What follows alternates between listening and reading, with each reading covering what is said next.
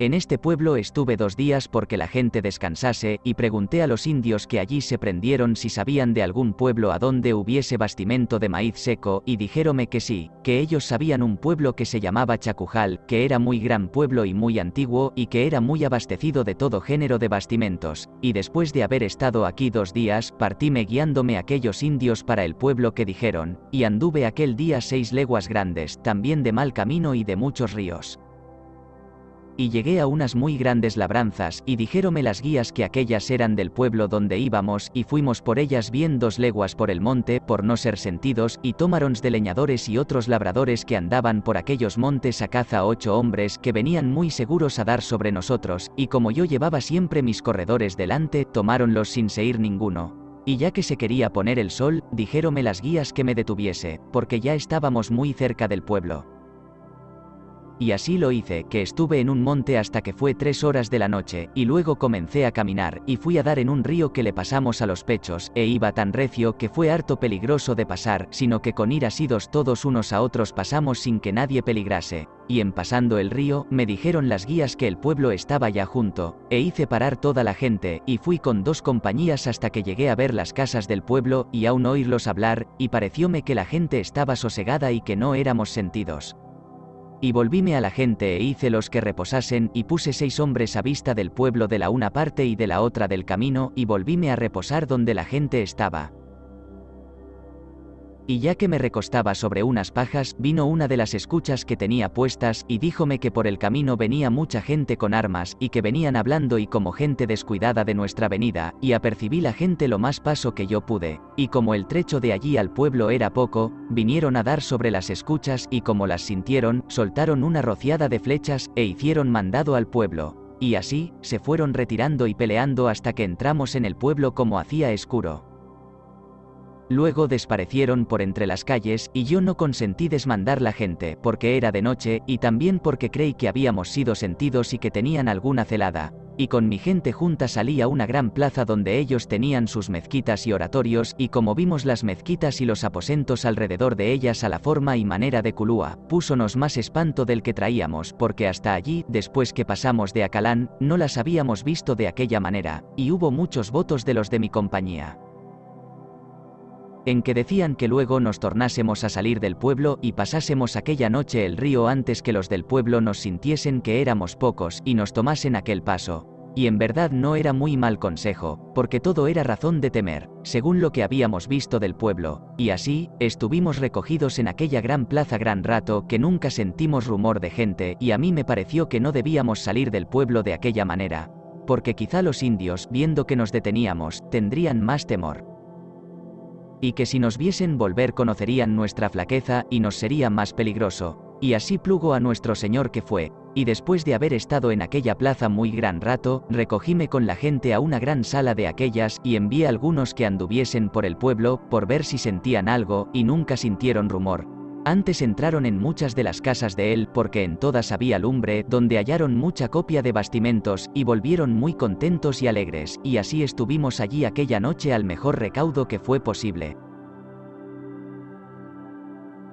Luego que fue de día se buscó todo el pueblo, que era muy bien trazado, y las casas muy juntas y muy buenas, y jalóse en todas ellas mucho algodón hilado y por hilar y ropa hecha de la que ellos usan, buena, y mucha copia de maíz seco y cacao y frijoles, jají y sal, y muchas gallinas y faisanes en jaulas, y perdices y perros de los que crían para comer, que son asaz buenos, y todo género de bastimentos, tanto, que si tuviéramos los navíos donde lo pudiéramos meter en ellos, me tuviera yo por harto bien bastecido para muchos días.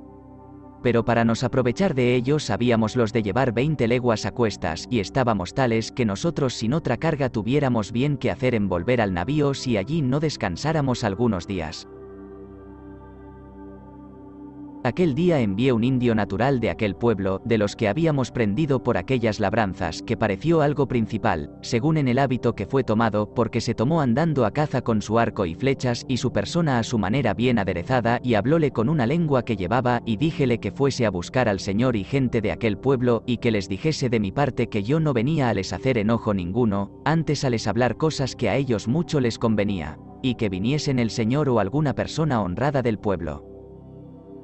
y que sabrían la causa de mi venida, y que fuesen ciertos que si viniesen se les seguiría mucho provecho, y por el contrario mucho daño, y así, le despaché con una carta mía, porque se aseguraban mucho con ellas en estas partes, aunque fue contra la voluntad de algunos de los de mi compañía, diciendo que no era buen consejo enviarle, porque manifestaría la poca gente que éramos, y que aquel pueblo era recio y de mucha gente, según pareció por las casas de él, y que podía ser que sabido cuán pocos éramos, viniesen sobre nosotros, que juntasen consigo gentes de otros pueblos, y yo bien vi que tenían razón, mas con deseo de hallar alguna manera para nos poder proveer de bastimentos, creyendo que si aquella gente venía de paz me darían manera para llevar algunos, pospuse todo lo que se me pudiese ofrecer, porque en la verdad no era menos peligro el que esperábamos de hambre si no llevábamos bastimentos que el que se nos podía recrecer de venir los indios sobre nosotros, y por esto todavía despaché el indio. Y quedó que volvería otro día, porque sabía dónde podría estar el Señor y toda la gente. Y otro día después que se partió, que era el plazo a que había de venir, andando dos españoles rodeando el pueblo y descubriendo el campo, hallaron la carta que le había dado puesta en el camino en un palo, donde teníamos por cierto que no tendríamos respuesta, y así fue que nunca vino el indio, él ni otra persona, puesto que estuvimos en aquel pueblo 18 días descansando y buscando algún remedio para llevar de aquellos bastimentos, y pensando en esto me pareció que sería bien seguir el río de aquel pueblo abajo para ver si entraba en el otro grande que entra en aquellos golfos dulces, a donde dejé el bergantín y barcas y canoas, y preguntéle a aquellos indios que tenía presos, y dijeron que sí, aunque no los entendíamos bien, ni ellos a nosotros, porque son de lengua diferente de los que hemos visto. Por señas y por algunas palabras que de aquella lengua entendía, les rogué que 2 de ellos fuesen con 10 españoles a mostrarles la salida de aquel río, y ellos dijeron que era muy cerca y que aquel día volverían. Y así fue que plugo a nuestro Señor que, habiendo andado 2 leguas por unas huertas muy hermosas de cacahuetales y otras frutas, dieron en el río grande, y dijeron que aquel era el que salía a los golfos donde yo había dejado el bergantín y barcas y canoas, y nombráronle por su nombre, que se llama Apolochic. Y preguntéles en cuántos días iría desde allí en canoas hasta llegar a los golfos. Dijéronme que en 5 días, y luego despaché 2 españoles con una guía de aquellos para que fuesen fuera de camino, porque la guía se me ofreció de los llevar así hasta el bergantín, y mandéles que el bergantín y barcas y canoas llevasen a la boca de aquel gran río, y que trabajasen con la una canoa y barca de subir el río arriba hasta donde salía el otro río, y despachados estos, hice hacer 4 balsas de madera y cañas muy grandes. Cada una llevaba 40 hanegas de maíz y 10 hombres, sin otras muchas cosas de frijoles y ají y cacao, que cada uno de los españoles echaba en ellas, y hechas ya las balsas, que pasaron bien 8 días en hacerlas, y puesto el bastimento para llevar, llegaron los españoles que había enviado al bergantín, los cuales me dijeron que hacía 6 días que comenzaron a subir el río arriba y que no habían podido llegar la barca arriba, y que la dejaron 5 leguas de allí con 10 españoles que la guardasen. Y que con la canoa tampoco habían podido llegar, porque venían muy cansados de remar, pero que quedaba 1 legua de allí escondida, y que viniendo el río arriba les habían salido algunos indios y peleado con ellos, aunque habían sido pocos, pero que creían que para la vuelta que se habían de juntar a esperarlos. Hice ir luego gente que subiese la canoa a donde estaban las balsas, y puesto en ella todo el bastimento que habíamos recogido, metí la gente que era menester para guiarnos con unas palancas grandes, para amparar de árboles que había en el río asaz peligrosos, y la gente que quedó señalé un capitán y mandé que se fuesen por el camino que habíamos traído, y si llegasen primero que yo, esperasen ellos donde habíamos desembarcado, y que yo iría allí a tomarlos, y que si yo llegase primero, yo los esperaría. Y yo metíme en aquella canoa con las balsas con solos 2 ballesteros, que no tenía más. Aunque era el camino peligroso por la gran corriente y ferocidad del río, como porque se tenía por cierto que los indios habían de esperar al paso, quise yo ir allí porque hubiese mejor recaudo, y encomendándome a Dios me dejé el río abajo ir, y llevábamos tal andar, que en 3 horas llegamos donde había quedado la barca, y aún quisimos echar alguna carga en ella por aliviar las balsas. Era tanta la corriente, que jamás pudieron parar, y yo metíme en la barca, y mandé que la canoa bien equipada de remeros fuese siempre delante de las balsas para descubrir si hubiese indios en canoas y para avisar de algunos malos pasos, y yo quedé en la barca atrás de todos, aguardando a que pasasen todas las balsas delante, para que si alguna necesidad se les ofreciese, los pudiese socorrer de arriba para abajo mejor que de abajo para arriba. Y ya que quería ponerse el sol, la una de las balsas dio en un palo que estaba debajo del agua y trastornóla un poco. y la furia del agua la sacó, aunque perdió la mitad de la carga. Y yendo nuestro camino 3 horas ya de la noche, oí adelante gran grita de indios, y por no dejar las balsas atrás no me adelanté a ver qué era, y dende a un poco cesó y no se oyó más. A otro rato tornéla a oír, y parecióme más cerca, y cesó, y tampoco pude saber qué cosa era, porque la canoa y las 3 balsas iban adelante, y yo quedaba con la balsa que no andaba tanto, y yendo ya algo descuidados, porque había rato que la grita no sonaba, yo me quité la celada que llevaba, y me recosté sobre la mano, porque iba con gran calentura, y yendo así, tomónos una furia de una vuelta del río, que por fuerza, sin poderlo resistir, dio con la barca y balsa en tierra, y según pareció, allí habían sido dadas las gritas que habíamos oído. Porque, como los indios sabían el río como criados en él, y nos traían espiados y sabían que forzado la corriente nos había de echar allí, estaban muchos de ellos esperándonos a aquel paso, y como la canoa y balsas que iban delante habían dado donde nosotros después dimos, habíanlos flechado y herido casi a todos, aunque con saber que veníamos atrás no se hubieron con ellos tan reciamente como después con nosotros, y nunca la canoa nos pudo avisar, porque no pudo volver con la corriente, y como nosotros dimos en tierra, alzan muy gran alarido y echan tanta cantidad de flechas y piedras, que nos hirieron a todos, y a mí me hirieron en la cabeza, que no llevaba otra cosa desarmada, y quiso nuestro Señor que allí era una barranca alta y hacía el río gran hondura, y a esta causa no fuimos tomados, porque algunos que se quisieron arrojar a saltar en la balsa y barca con nosotros, no les fue bien, que como era oscura, cayeron al agua, y creo que escaparon pocos. Fuimos tan presto apartados de ellos, con la corriente, que en poco rato casi no los oíamos, y así anduvimos casi toda aquella noche, sin hallar más reencuentro sino algunas gritillas que canoas nos daban de lejos y otras desde las barrancas del río, porque está todo de la una parte y de la otra poblado, y de muy hermosas heredades de huertas de cacao y de otras frutas, y cuando amaneció estábamos hasta 5 leguas de la boca del río que sale del golfón, donde nos estaba esperando el bergantín. Y llegamos aquel día casi a mediodía, de manera que en un día entero y una noche anduvimos 20 leguas grandes por aquel río abajo, y queriendo descargar las balsas para echar los bastimentos en el bergantín, hallamos que todo lo más de ello venía mojado, y viendo que si nos enjugaba se perdería todo y nuestro trabajo sería perdido, y no teníamos donde buscar otro remedio, hice escoger todo lo enjuto, y metílo en el bergantín, y lo mojado echarlo en las 2 barcas y 2 canoas, y enviélo a más andar al pueblo para que lo enjugasen. Porque en todo aquel golfo no había donde, por ser todo anegado, y así se fueron, y mandéles que luego volviesen las barcas y canoas a ayudarme a llevar la gente, porque el bergantín y una canoa que quedaba no podía llevar toda la gente, y partidas las barcas y canoas, yo me hice a la vela y me fui a donde había de esperar la gente que venía por tierra, y esperéla 3 días, y a cabo de estos llegaron muy buenos, excepto un español, que dijeron haber comido en el camino ciertas hierbas, y murió casi súbitamente.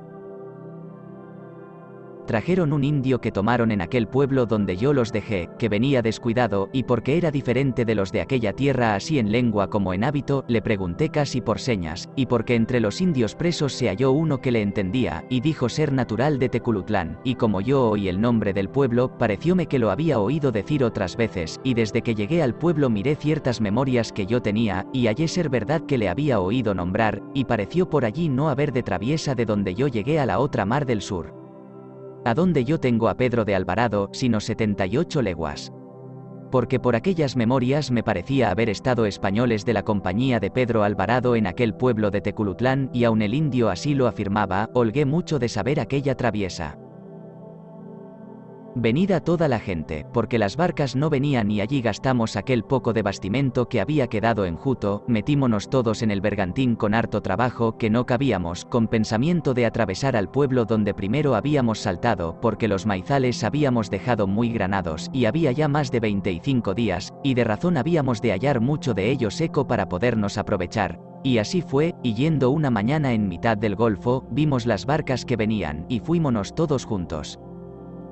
y en saltando en tierra fue toda la gente, españoles como indios nuestros amigos, y más de 40 indios de los presos, al pueblo, y hallaron muy buenos maizales y muchos de ellos secos, y no hallaron quien se lo defendiese, y cristianos e indios hicieron aquel día cada 3 caminos, porque era muy cerca, con que cargué el bergantín y barcas y fuime con ello al pueblo, y dejé allí toda la gente acarreando maíz, y enviéles luego las 2 barcas y otra que había aportado allí de un navío que se había perdido en la costa viniendo a esta Nueva España. Y 4 canoas, y en ellas se vino toda la gente y trajeron mucho maíz. Y fue este tan gran remedio, que dio bien el fruto del trabajo que costó, porque a faltarnos todos pereciéramos de hambre, sin tener ningún remedio.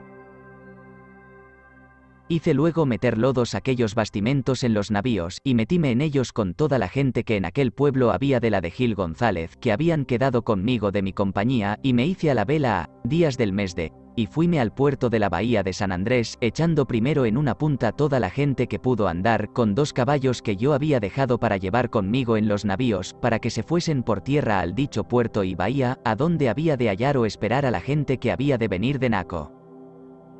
Porque ya se había andado aquel camino, y en los navíos no podíamos ir sino a mucho peligro, porque íbamos muy abalumados, y envié por la costa una barca para que les pasase ciertos ríos que había en el camino, y yo llegué a dicho puerto, y hallé que la gente que había de venir de Naco hacía 2 días que era llegada, de los cuales supe que todos los demás estaban buenos, y que tenían mucho maíz y ají y muchas frutas de la tierra, excepto que no tenían carne ni sal, que hacía 2 meses que no sabían qué cosa era.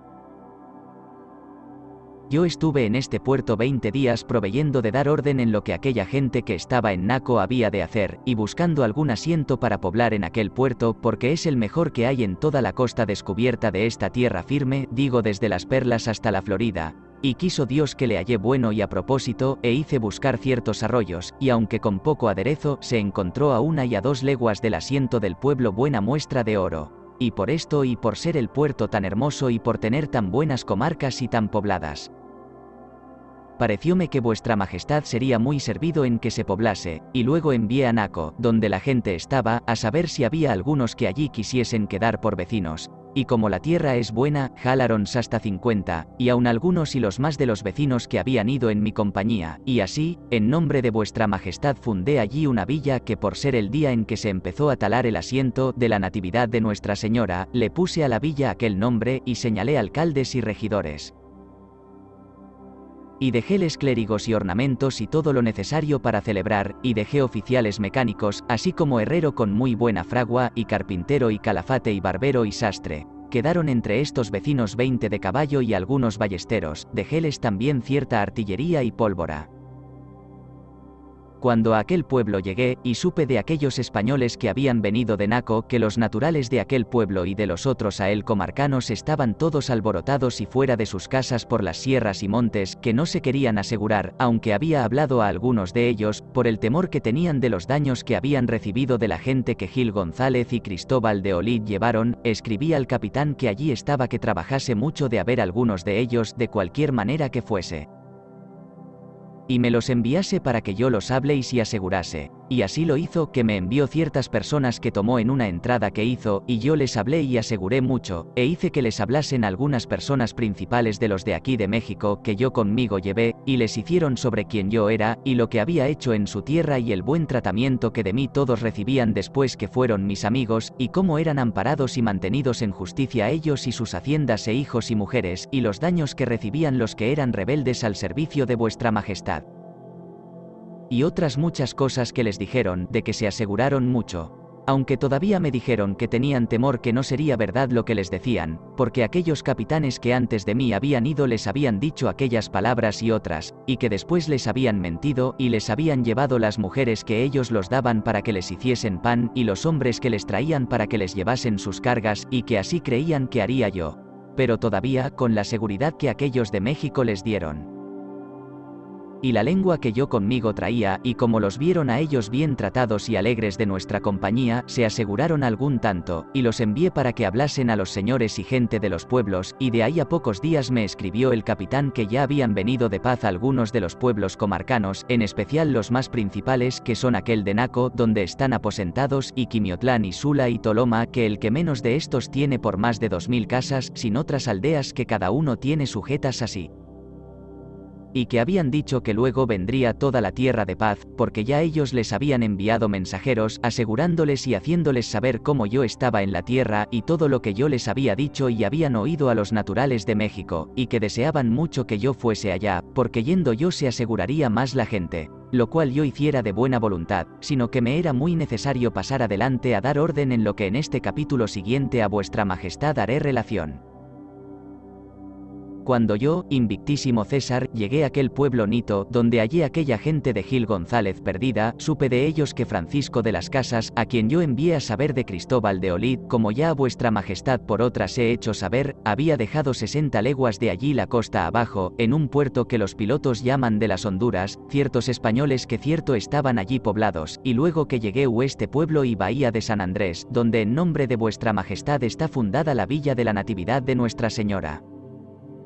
En tanto que yo me detenía en dar orden en la población y fundamento de ella, y en dar asimismo orden al capitán y gente que estaba en naco de lo que habían de hacer para la pacificación y seguridad de aquellos pueblos, envié al navío que yo compré, para que fuese al dicho puerto de Honduras a saber de aquella gente, y volviese con la nueva que jaléis. Y ya que en las cosas de allí yo había dado orden, llegó el dicho navío de vuelta, y vinieron en él el procurador del pueblo y un regidor, y me rogaron mucho que yo fuese a remediarlos,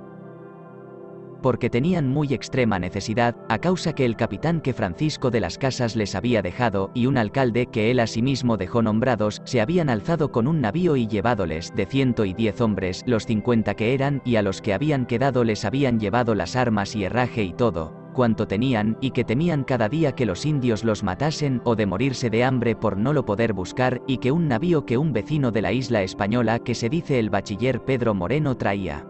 aportó allí, y le rogaron que les proveyese, y que no había querido, como sabría más largamente después que fuese al dicho su pueblo. Y por remediar esto me torné a embarcar en los dichos navíos con todos aquellos dolientes, aunque ya algunos eran muertos, para los enviar desde allí, como después los envié a las islas y a esta Nueva España, y metí conmigo algunos criados míos, y mandé que por tierra se viniesen 20 de caballo y 10 ballesteros, porque supe que había buen camino, aunque había algunos ríos de pasar, y estuve en llegar 9 días, porque tuve algunos contrastes de tiempo, y echando el ancla en el dicho puerto de Honduras, salté en una barca con 2 frailes de la Orden de San Francisco, que conmigo siempre he traído, y con hasta 10 criados míos, y fui a tierra, y ya toda la gente del pueblo estaba en la plaza esperándome, y como llegué cerca, entraron todos en el agua, y me sacaron de la barca en peso, mostrando mucha alegría con mi venida, y juntos nos fuimos al pueblo y a la iglesia que allí tenían. Y después de haber dado gracias a nuestro Señor, me rogaron que me sentase, porque me querían dar cuenta de todas las cosas pasadas, porque creían que yo tendría enojo de ellos por alguna mala relación que me hubiesen hecho, y que querían hacerme saber la verdad antes que por aquella los juzgase, y yo lo hice como me lo rogaron. Y comenzada la relación por un clérigo que allí tenían, a quien dieron la mano que habléis, propuso en la manera que se sigue. Señor, ya sabéis cómo desde la Nueva España enviaron a todos o los más de los que aquí estamos con Cristóbal de Olid, vuestro capitán, a poblar en nombre de su majestad estas partes, y a todos nos mandastes que obedeciésemos al dicho Cristóbal de Olid en todo lo que nos mandase, como a vuestra persona, y así salimos con él para ir a la isla de Cuba a acabar de tomar algunos bastimentos y caballos que nos faltaban, y llegados a La Habana, que es un puerto de la dicha isla, se carteó con Diego Velázquez y con los oficiales de su majestad que en aquella isla residen. Y le enviaron alguna gente, y después de abastecidos de todo lo que hubimos menester, que nos lo dio muy cumplidamente Alonso de Contreras, vuestro criado, nos partimos y seguimos nuestro viaje. Dejadas algunas cosas que nos acaecieron en el camino, que serían largas de contar, llegamos a esta costa, 14 leguas abajo del puerto de Caballos, y luego como saltamos en tierra, el dicho capitán Cristóbal de Olid tomó la posesión de ella por vuestra merced, en nombre de su majestad, y fundó en ella una villa con los alcaides y regidores que de allá venían, e hizo ciertos autos así en la posesión como en la población de la villa, todos en nombre de vuestra merced, y como su capitán y teniente. Y de allí a algunos días juntóse con aquellos criados de Diego Velázquez que con él vinieron, e hizo allá ciertas formas, en que luego se mostró fuera de la obediencia de vuestra merced. Y aunque a algunos nos pareció mal, o a los más, no le osábamos contradecir porque amenazaba con la horca. Antes dimos consentimiento a todo lo que él quiso, y aun ciertos criados y parientes de vuestra merced que con él vinieron hicieron lo mismo, porque no osaron hacer otra cosa ni les cumplía. y hecho esto, porque supo que cierta gente del capitán Gil González de Ávila había de ir donde él estaba, que lo supo de 6 hombres mensajeros que le prendió, se fue a poner en un paso de un río por donde habían de pasar, para los prender, y estuvo allí algunos días esperándolos, y como no venían dejó allí recaudo con un maestro de campo, y él volvió al pueblo, y comenzó a aderezar 2 carabelas que allí tenía, y metió en ellas artillería y munición para ir sobre un pueblo de españoles que el dicho capitán Gil González tenía poblado la costa arriba, y estando aderezando su partida, llegó Francisco de las Casas con 2 navíos, y como supiera que era él, mandó que le tirasen con el artillería que tenía en las naos, y puesto que el dicho Francisco de las Casas alzó banderas de paz y daba voces diciendo que era de vuestra merced, todavía mandó que no cesasen de tirarle, y surto, le tiraron 10 o 12 tiros, en que el uno dio por un costado del navío que pasó de la otra parte, y como el dicho Francisco de las Casas conoció su mala intención, y pareció ser verdad la sospecha que de él se tenía, y echó las barcas fuera de los navíos y gente en ellas, y comenzó a jugar con su artillería, y tomó los 2 navíos que estaban en el puerto, con toda el artillería que tenían, y la gente salióse huyendo a tierra, y tomados los navíos, luego el dicho Cristóbal de Olid comenzó a mover partidos con él, no con voluntad de cumplir nada, sino por detenerle hasta que viniese la gente que había dejado aguardando para prender a los de Gil González, creyendo de engañar al dicho Francisco de las Casas. Y el dicho Francisco de las Casas con buena voluntad hizo todo lo que él quería, y así, estuvo con él en los tratos, sin concluir cosa, hasta que vino un tiempo muy recio, y como allí no era puerto, sino costa brava, dio con el navío del dicho Francisco de las Casas a la costa, y ahógaron's 30 y tantos hombres, y perdióse cuanto traían. Él y todos los demás escaparon en carnes, y tan maltratados de la mar, que no se podían tener, y Cristóbal de Olid los prendió a todos, y antes que entrasen en el pueblo los hizo jurar sobre unos evangelios que le obedecerían y tendrían por su capitán, y nunca serían contra él. Estando en esto, vino la nueva como su maestro de campo había prendido 57 hombres que iban con un alcaide mayor del dicho Gil González de Ávila, y que después los había tornado a soltar, y ellos se habían ido por una parte y él por otra. De esto recibió mucho enojo, y luego se fue la tierra adentro a aquel pueblo de Naco, que ya otra vez él había estado en él, y llevó consigo al dicho Francisco de las Casas y a algunos de los que con él prendió, y otros dejó allí en aquella villa con un su lugarteniente y un alcaide.